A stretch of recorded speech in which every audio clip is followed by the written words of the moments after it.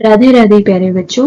आज हम chapter 1 real numbers की एक्सरसाइज 1.1 का कंप्लीट रिवीजन करने वाले हैं। और अगर आप इस चैप्टर को डिटेल में करना चाहते हैं तो आप इसके लिए मेरी पिछले वीडियोस देख सकते हैं। So let's start with its first question. First question में क्या करना है, express each number as a product of its prime factors. यहाँ पे आपको कुछ नंबर्स दिए गए हैं, जैसे कि आपको क्या दिया गया, 140 दिया गया।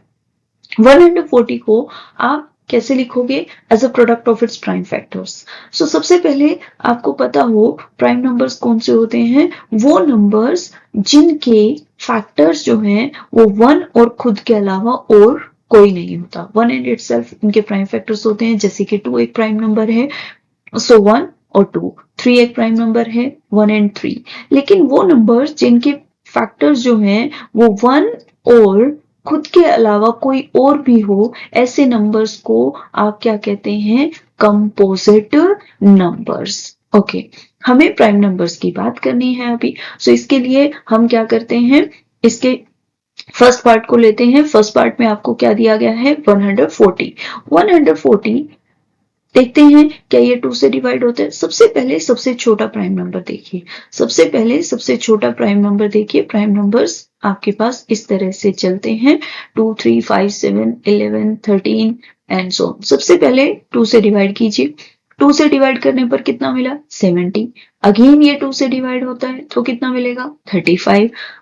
अब ये नंबर आपका 5 से डिवाइड होता है, तो 5 से डिवाइड करने के बाद आपको मिलता है 7, और 7 को 7 से डिवाइड करने पर 1 मिलता है। तो 140 को हम लिख सकते हैं 2 मल्टीप्लाई 2 मल्टीप्लाई 5 मल्टीप्लाई 7। तो यहाँ पे कितना हो गया, 2 स्क्वायर मल्टीप्लाई 5 मल्टीप्लाई 7। अब देखिए, सबसे पहले 2 से करके देखा, तो कोई भी नंबर है उसको 2 से चेक करना है तो आप उसके एंड के डिजिट्स देख लीजिए।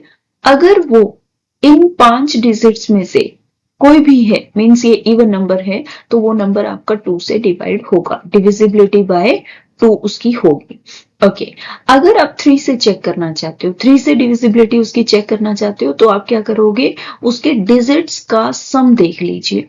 अगर डिजिट्स का सम आपका 3 से डिवाइड होता है तो नंबर भी 3 से डिवाइड होगा। अगर डिजिट्स का सम 3 से डिवाइड नहीं होता तो वो नंबर आपका 3 से डिवाइड नहीं होगा। अगर आपको 5 से चेक करनी है तो आप क्या करोगे, एंडिंग में आपके पास या तो 0 होना चाहिए या 5 होना चाहिए। सो ये नंबर आपका क्या होगा, डिविजिबल होगा 5 से 140, क्योंकि इसके एंडिंग में क्या है, 0 है। सो इस तरह से आप डिविजिबिलिटी बाय 2, 3 और 5 चेक कर सकते हैं। अब इसके एक क्वेश्चन, एक पार्ट को और उठाते हैं। एक पार्ट आपके पास जैसे कि 4 दिया गया है, 5005। 5005 में आपको क्या दिया गया है, 5005 एंडिंग में। अब देखिए 2 से तो डिवाइड हो नहीं रहा, क्योंकि ना तो लास्ट में 0 है, ना 2 है, ना 4 है, ना 6 है, ना 8 है। ना ही 3 से डिवाइड होता, क्योंकि जब हम डिजिट्स का सम लेते हैं तो वो कितना मिल रहा है हमें, 10 मिल रहा है। 10 3 से डिवाइड नहीं होता। 5 से डिवाइड होगा, क्योंकि लास्ट में आपके पास क्या है, यहाँ पे 5 दिया गया है। सो 5 से डिवाइड कर दीजिए, यहाँ पे आपके पास आ गया 1001। अब क्या है, क्या 2 से डिवाइड होगा, नहीं। क्या ये 3 से डिवाइड होगा, नहीं। क्या ये 5 से डिवाइड होगा, नहीं। तो अगला प्राइम नंबर कौन सा है, 7। 7 से करके देखते हैं। 7 से डिवाइड किया तो आपके पास कितना आया, यहाँ पे 143। सो 143 आपके पास आ चुका है। अब क्या ये नंबर 7 से डिवाइड होता है, 7 से ये नंबर अगर नहीं डिवाइड होता तो आप अगले प्राइम नंबर्स की तरफ बढ़िए, जो कि क्या है, 11 है। 11 से डिवाइड करने पर आपको कितना मिल रहा है, यहाँ पे 13, और 13 को 13 से डिवाइड करोगे तो आपका कितना आएगा, 1 आएगा।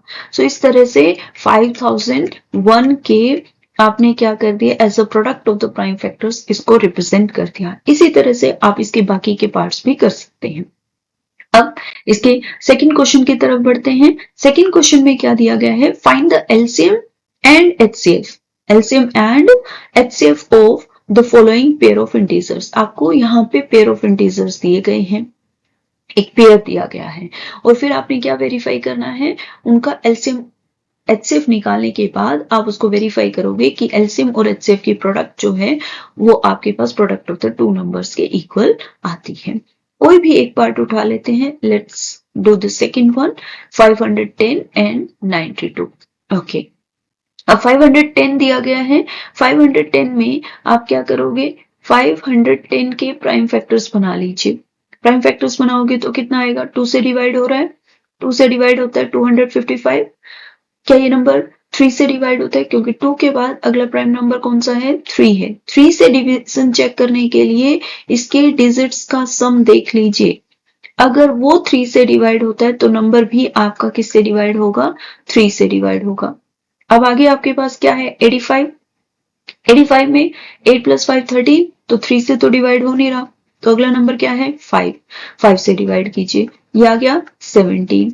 इस तरह से आपके पास इसके आपने क्या कर दिए, प्राइम फैक्टर्स बना लिए। अब इसको as a product of the prime factors हमने लिख दिया।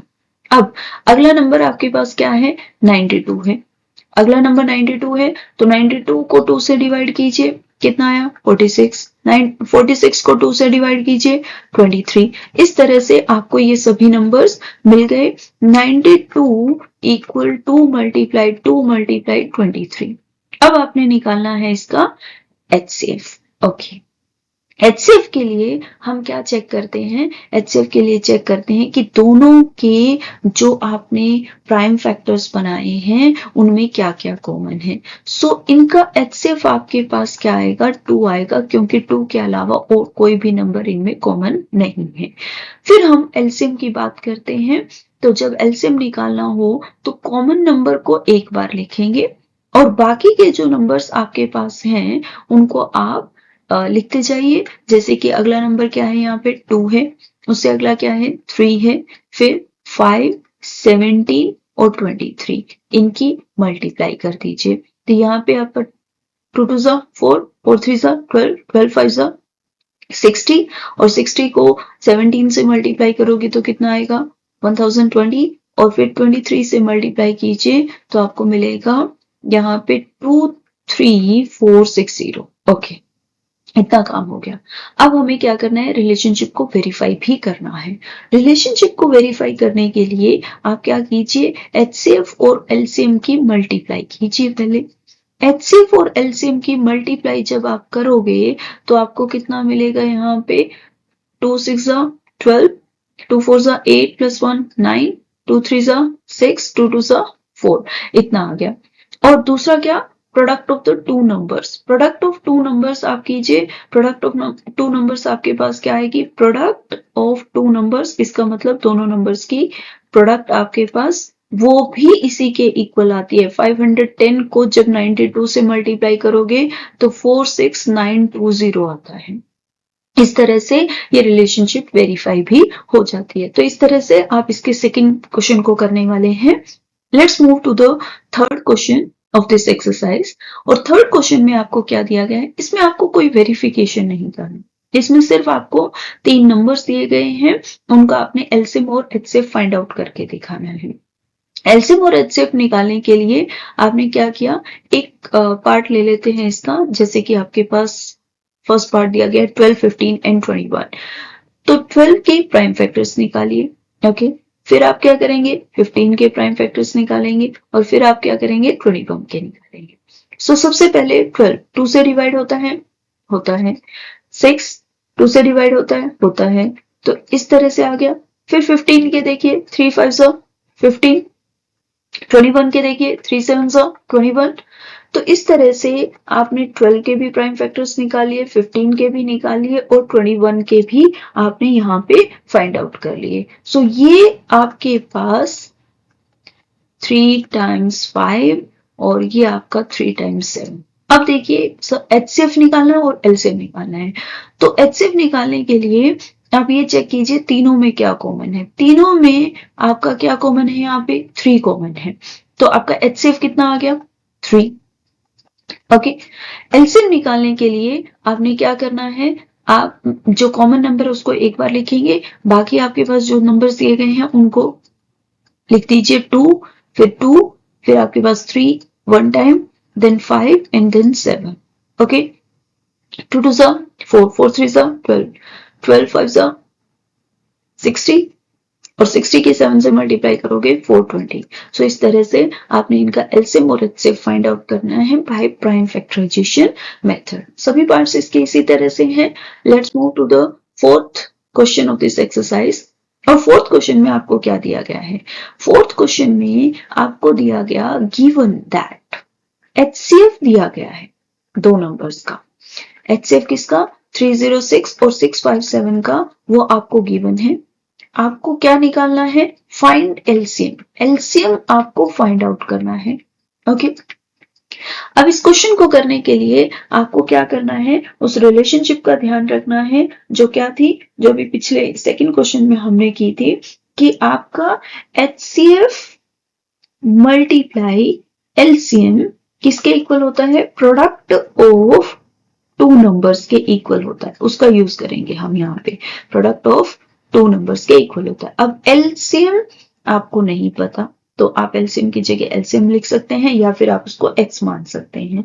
ठीक है, आपको एचसीएफ दिया गया दोनों नंबर्स का 9 और नंबर्स आपके पास क्या है? एक तो 306 है, एक 657 है। उनकी प्रोडक्ट मतलब उनकी मल्टीप्लीकेशन। अब अगर एलसीएम निकालना चाहते हैं तो 306 मल्टीप्लाई 657 को किससे डिवाइड कीजिए? आप यहाँ पे 9 से डिवाइड कर दीजिए। 9 से डिवाइड करेंगे तो आपका ये नंबर 9 से डिवाइड होता है, यहाँ पे आ जाएगा 34 और 34 की 657 से मल्टीप्लाई करने पर आपको मिलता है 22,338। इस तरह से आपको इन दोनों नंबर्स का क्या मिल जाएगा? एलसीएम मिल जाएगा। I hope question is clear, because हमने सिर्फ एक रिलेशनशिप का यूज किया है कि एचसीएम मल्टीप्लाई एलसीएम क्या है, किसके इक्वल होता है? प्रोडक्ट ऑफ टू नंबर्स के इक्वल होता है। अब इसके फिफ्थ क्वेश्चन को करते हैं। फिफ्थ क्वेश्चन में क्या दिया गया है? चेक वेदर 6 की power n can and with the digit 0 for any natural number n। Okay, तो आपको 6 की पावर n दिया गया है। Okay, can and with the digit 0 for any natural number. n यहाँ पे एक नेचुरल नंबर है। n नेचुरल नंबर का मतलब n कोई भी काउंटिंग नंबर हो सकता है, इस तरह से। सो सबसे पहले हम n को 1 रख के देखते हैं तो कितना आया? 6। n को 2 रखा तो कितना आया? 6 मल्टीप्लाई 6 36। n को 3 रखा तो आपको क्या मिला? 6 मल्टीप्लाई 6 मल्टीप्लाई 6 216। तो कहता है क्या n की कोई ऐसी वैल्यू पॉसिबल है जब आप क्या करो, यहाँ पे 6 की उतने टाइम्स मल्टीप्लाई करो तो आपको एक ऐसा नंबर मिले जिसकी एंडिंग में क्या आ रहा है? 0 आ रहा है। तो अब कंसेप्ट को समझिए। कोई भी नंबर है, उसकी एंडिंग में 0 आने का मतलब क्या है? जैसे कि आपके पास 10 है, 20 है, 30 है, इस तरह से। तो 10 के अगर प्राइम फैक्टर्स बनाए 2 एंड 5, आपने 20 के बनाए तो आपको कितना मिला? 2, 2 एंड 5। जब आप 30 के बनाते हो तो आपको कितना मिलता है? 2, 3 एंड 5। अब एक चीज यहाँ पे कॉमन है कि जो भी नंबर आपका एंडिंग में जिसके 0 आ रहा है उसके प्राइम फैक्टर्स 2 और 5 तो होंगे ही होंगे। ओके, 2 एंड 5 तो होंगे ही होंगे। सो अब हम चेक करते हैं 6 की पावर n दिया गया है, 6 के प्राइम फैक्टर्स बनाते हैं और 6 के प्राइम फैक्टर्स आपके पास क्या मिल रहे हैं? 2 एंड 3 मिलते हैं। अगर इस नंबर के प्राइम फैक्टर्स में 2 के साथ 5 भी होता तो ये नंबर जो है इसकी पावर्स अगर हम सॉल्व करते तो वहां पे एंडिंग में क्या आता? 0 आता। तो आपका आंसर क्या होगा? No, it can never end with the digit 0। 6 की power n can never end with the digit 0, can never end with the digit 0। okay, digit 0 because 6 की power n or 6 does not have its factor, does not have 5 as its factor. You can say 5 as its factor. Okay, so it can never end with the digit 0. Let's move to the next question of this. Question में आपको क्या दिया गया है? Explain why these are composite numbers. So composite numbers क्या होते हैं? Composite numbers की जब बात करते हैं तो वीडियो के स्टार्टिंग में भी मैंने आपको बताया कि कंपोजिट नंबर्स क्या होते हैं, वो नंबर्स जिनके फैक्टर्स आप करते हो, जैसे कि 9 है, तो जब आप इसके फैक्टर्स को चेक करते हो तो 1 और इटसेल्फ खुद के अलावा इसके फैक्टर्स जो है वो और भी होते हैं, जैसे कि 3 है, ये नंबर 3 से भी डिवाइड होता है, सो ये कंपोजिट नंबर होगा। अब आपको क्वेश्चन क्या दिया गया है, आपको दो पार्ट दिए गए हैं, हम किसी एक को ले लेते हैं। 7 मल्टीप्लाई 11 मल्टीप्लाई 13 प्लस 13 ये दिया गया है। ओके, सो अब आप क्या कर सकते हो, इसके अंदर दो टर्म्स दी गई हैं, first and the second term. First term आपके पास ये वाली 7 मल्टीप्लाई 11 मल्टीप्लाई 13 और सेकेंड आपके पास कितनी है 13। तो दोनों में आपको 13 कॉमन दिखाई दे रहा है, उसको बाहर निकाल लेते हैं। ये कितना हो गया 7 मल्टीप्लाई 11, यहाँ पे कितना बचा 1। सो 13 मल्टीप्लाई 77 प्लस 1 आपके पास क्या है 78 हो गया। अब अगर हम इन दोनों की मल्टीप्लाई करें, इन दोनों की मल्टीप्लाई करें, या फिर आप क्या करो यहाँ पे 78 के फैक्टर्स बना लो। 13 की 78 से मल्टीप्लाई करने पर कितना आता है 1014। ओके, अब ये नंबर 1 और खुद के अलावा 2 से भी डिवाइड होता है, तो कोई एक भी हमें ऐसा मिल जाता है तो हम क्या कहेंगे, this is a composite number. Okay, इस तरह से आप इस क्वेश्चन को कर सकते हैं। अब हम इसके लास्ट क्वेश्चन को करते हैं इस एक्सरसाइज के, जो कि 7th क्वेश्चन दिया गया है। और 7th क्वेश्चन में क्या दिया गया, there is a circular path around a sports field. एक सर्कुलर पाथ दिया गया है एक स्पोर्ट्स फील्ड के अराउंड। ओके, सो सपोज करो ये स्पोर्ट्स फील्ड है और इसके अराउंड एक सर्कुलर पाथ दिया गया है इस तरह से। सोनिया को क्या लगते हैं, Sonia takes 18 minutes to drive 1 round of the field. Sonia को इस सर्कुलर पाथ का राउंड में 18 मिनट लगते हैं, उसको यहां से वापस यहां आने में 18 मिनट लगते हैं। तो सोनिया को 18 मिनट लगते हैं इस सर्कुलर पाथ का राउंड लगाने में, जबकि Ravi takes 12 minutes for the same. जबकि क्या कह रहा है कि रवि को उसी सर्कुलर पाथ का राउंड लगाने के लिए कितना टाइम लगता है 12 मिनट्स लगते हैं। तो 12 मिनट्स रवि को लगते हैं, ये सोनिया को, ये रवि को। अब suppose they both start at the same point at the same time. Suppose कीजिए कि दोनों ही एक ही पॉइंट से स्टार्ट होते हैं, सेम पॉइंट से सेम टाइम पर, और एक ही डायरेक्शन में वो जा रहे हैं। After how many minutes will they meet again at the starting point. तो आपने बताना है कितने मिनट के बाद वो स्टार्टिंग पॉइंट पे मिलेंगे। तो आपको आफ्टर हाउ मेनी मिनट्स, तो मिनिमम टाइम हम निकाल के दिखाते हैं इसको, कितना वो कैसे निकालेंगे, लीस्ट कॉमन मल्टीपल एलसीएम। तो आप इसके प्राइम फैक्टर्स बनाइए 18 के, आपको प्राइम फैक्टर्स मिलेंगे कितने, 18 को हम लिख सकते हैं 2 मल्टीप्लाई 3 मल्टीप्लाई 3। 12 को कैसे लिखेंगे, 12 को 2 से डिवाइड कीजिए, फिर अगेन 2 से डिवाइड कीजिए, तो 12 जो है वो आपके पास क्या होगा 2 मल्टीप्लाई 2 मल्टीप्लाई 3। सो इस तरह से आप देख सकते हैं कि आपके पास दोनों के आपने फैक्टर्स बना दिए और दोनों में कॉमन क्या है, कॉमन 2 और 3 दिया गया है। ओके, जो कॉमन है उसको आप क्या लिखेंगे, एक बार लिखेंगे, ठीक है। 2 को और 3 को हमने एक बार लिख दिया, फिर आपके पास बाकी जो बचे हुए नंबर हैं रिमेनिंग वो 2 एंड 3 हैं। सो अब इनकी मल्टीप्लाई कीजिए, 2 3 जा 6, 6 2 जा 12, 12 3 जा 36। 36 मिनट्स के बाद वो वापस एक दूसरे से मिलेंगे एट द स्टार्टिंग पॉइंट। सो इस तरह से इस चैप्टर की हमारे पास ये एक्सरसाइज 1.1 का रिवीजन कंप्लीट होता है। उम्मीद है आपको वीडियो अच्छी